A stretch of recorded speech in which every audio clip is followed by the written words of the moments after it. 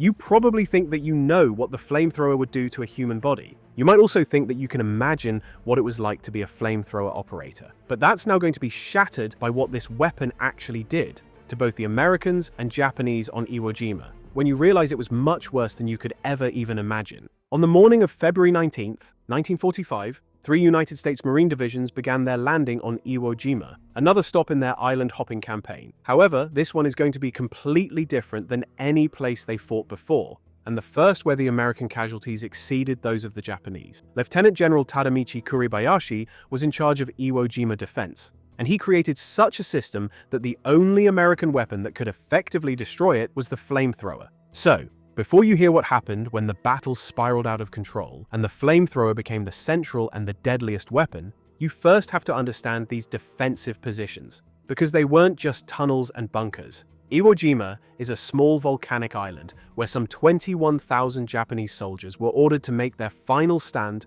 and to make the Americans pay the highest possible price for taking it. They knew they weren't getting off that island, and for all of them but some 200 soldiers who surrendered, Iwo Jima would become their grave. They were ordered that each soldier must take out at least 10 Americans before he was allowed to die. So they created the system that would keep them alive long enough to do so. General Kuribayashi had watched how defensive methods from Tarawa to Saipan were broken, and he decided to do it differently this time. He pulled his men back off the beaches and ordered the digging of miles of tunnels and rooms underground. Because the island was made of soft volcanic rock, the Japanese could dig such a vast underground network by hand. On the surface were hundreds of pillboxes, concrete fortifications, and bunkers that were all interconnected by the underground tunnels. He knew that the overwhelming American firepower from heavy naval guns and bombers would destroy most of the positions on the surface. So, when the pre-invasion bombardment came, the Japanese went underground instead.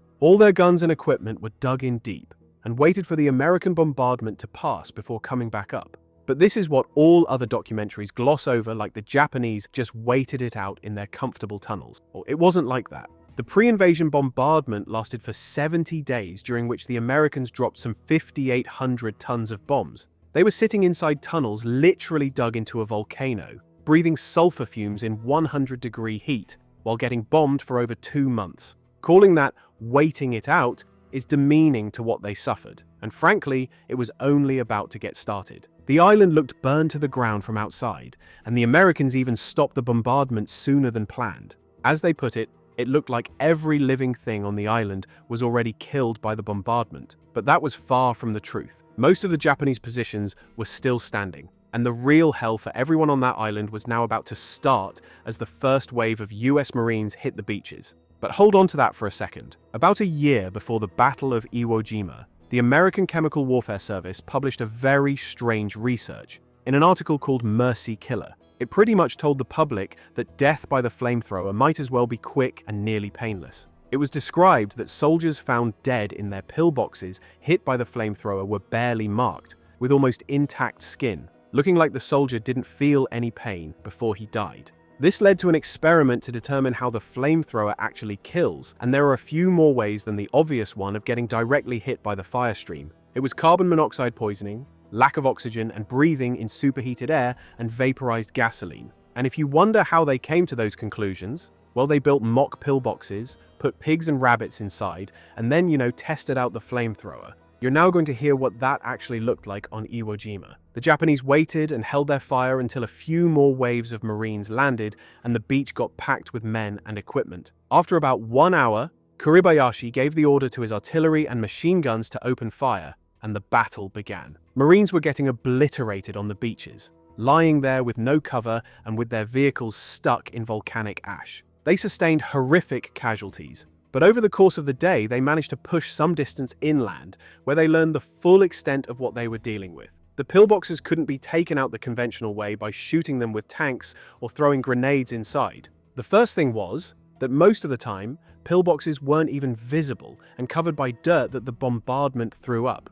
And one was usually revealed only after someone got killed by the fire coming from it. And then when the Marines focused their attention on taking it out, they'd be shot in the back from another pillbox. They were built to cover one another, and the whole island was just one big interlocking kill zone for the Marines. But even that wasn't the worst thing. Marines would suppress the pillbox so someone could run up and toss the satchel charge or grenade inside, which was supposed to clear it. But then, when the Marines went past it, someone would start shooting from the same pillbox again. It was then that they began to realize that these were no ordinary pillboxes, but that they were all connected by underground tunnels. There was no clear front line, and the fighting came from all directions. The Japanese had the so-called grenade trenches inside their fortified positions. So when the grenade went in, it could be kicked in that little hole, which would contain its blast and do little to the defenders except blow their eardrums. The satchel charge was more effective. It was basically a bag with a fuse, packed with explosive, or even put on the end of a stick so it could be thrown in easier and harder to throw out.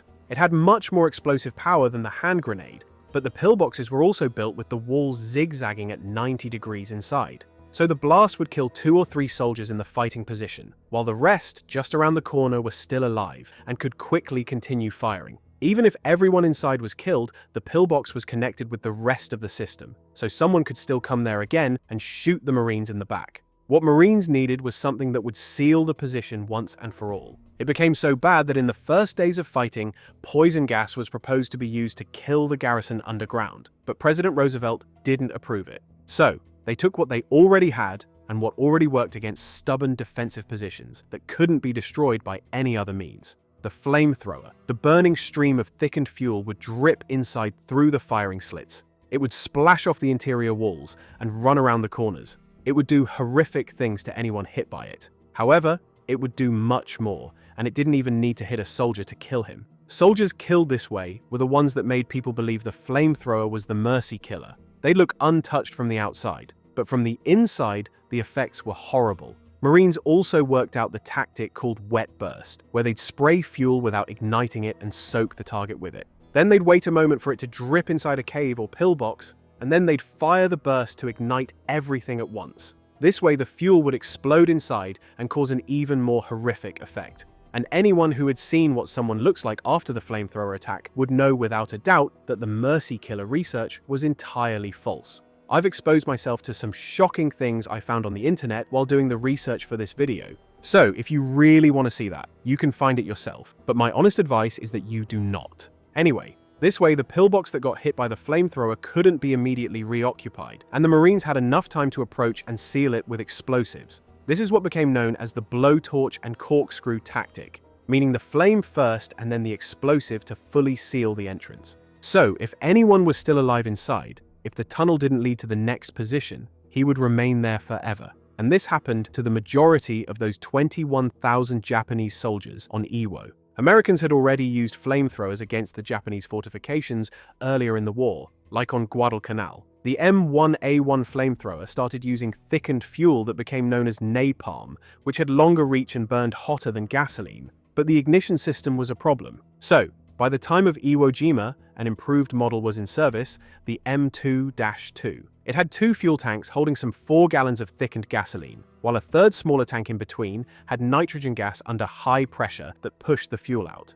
On the nozzle was a new igniter. Instead of an old battery spark that had a bad habit of failing to ignite just as you were in front of the enemy position, the M2 had a much more reliable 5-shot magnesium incendiary charge system that lit the fuel. The whole thing weighed some 70 pounds, so good luck running with it on your back over the shattered terrain at the enemy position under fire. All that weight gave you just about 7 seconds of fire time, so flamethrower operators usually fired carefully in a few short bursts. You'd also need to come terrifyingly close to the enemy position as the range was only about 20 yards. Now you begin to understand the casualty rate of the flamethrower operator, but we've only started listing their troubles. There's a popular belief that the flamethrower would explode in a huge fireball if hit by a rifle round, like you'd see in the movies. But something like that rarely happened. The thickened fuel was hard to light and didn't detonate like a high explosive, so a bullet going through the tank would make it leak out, or most of the time just deflect off the steel tank.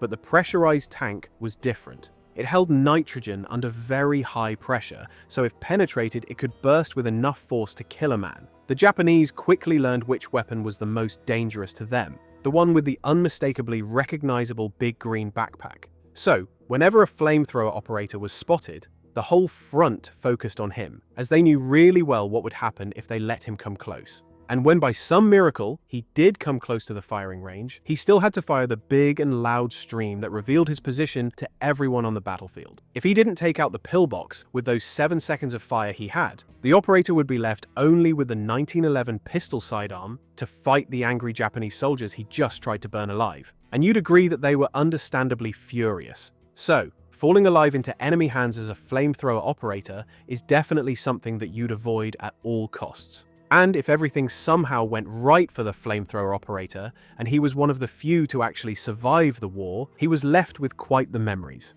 Now, I can't go really deep on that, but setting someone on fire from 20 yards away would mean that you'd very clearly see, hear, and smell the consequences of your weapon, all of which are things that a human mind simply cannot forget. So, to keep the flamethrower operator alive long enough to reach the enemy position, Marines built assault teams around him. When the flamethrower jumped up and started his run with the 70 pounds on his back, the riflemen and BAR gunners stood up and opened fire at the Japanese positions to suppress them. You know, hopefully. Then, if the flamethrower reached the position still alive and fired his weapon, they'd do the same thing as he sprinted for his life, back to cover. But this was incredibly dangerous and difficult to do, as you see, and the majority of flamethrowers were killed or wounded during such runs. As for the casualty rate, the most widely used figure is 96%, while life expectancy was 4 minutes on the battlefield. Although such numbers always depend on specific conditions and they aren't the most accurate thing in the world, nevertheless it was obviously really bad.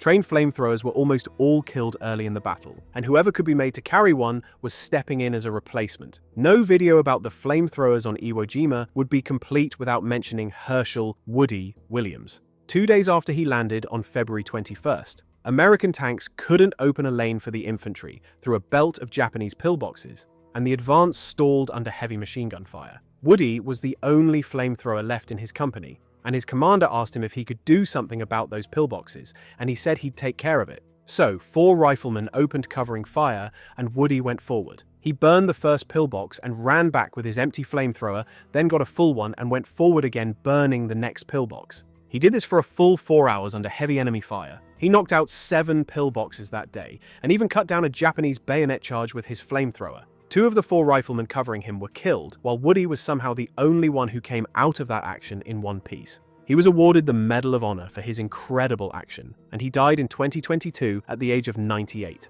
Because the flamethrower operators were so vulnerable and could carry only a small amount of fuel, the Americans were experimenting with putting the flamethrowers on tanks. Even before Iwo Jima, during the previous battles with the Japanese, they tested the M3 Stuart light tanks with flamethrower systems instead of their main gun. It was still very unreliable, and the Stuart was a small, thinly armored tank, pretty much obsolete for the time. So they tried the same concept then with the M4 Sherman. They managed to make 8 Flame Shermans ready for the invasion of Iwo Jima, and they already landed on the first day of the battle. They were held back and used sparingly at first, but once they showed what they could do, these 8 Flame Shermans became what Marines described as a weapon without which they'd never win the battle. The Sherman tank gave much needed protection from small arms fire coming from all sides, and it carried about 300 gallons of fuel that it could spit out over 100 yards. What made it even worse for the Japanese is that they didn't have anything better than the 47mm anti-tank gun, which couldn't penetrate the Sherman tank from the front at any range.